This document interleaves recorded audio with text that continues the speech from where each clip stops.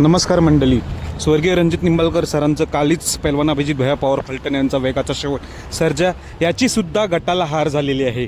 आज जे मैदान मौजे जोगवाडी चालू आहे तर कोणत्या गटामध्ये पळाला तर गट क्रमांक 34 मध्ये सकाळपासून बरीच चर्चा होती की वेगाचा शेवट सर्जा नक्की कोणत्या गटात आहे.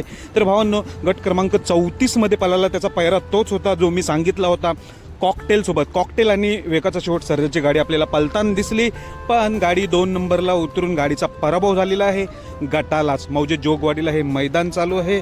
आज आपला बकासूर देखील गटालाच हरला, वेगाचा शेवट सर्जा देखील गटालाच हरला. आज पैरा देखील चांगला होता सर्जाचा कॉकटेल सोबत, तरीही गटालाच हार झालेली आहे मौजे जोगवाडी मैदानात.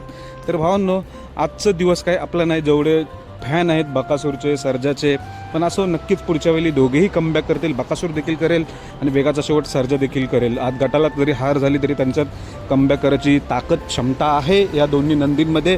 पण आज गट क्रमांक 34 मध्ये हा पराभव झालेला आहे. धन्यवाद भावांनो.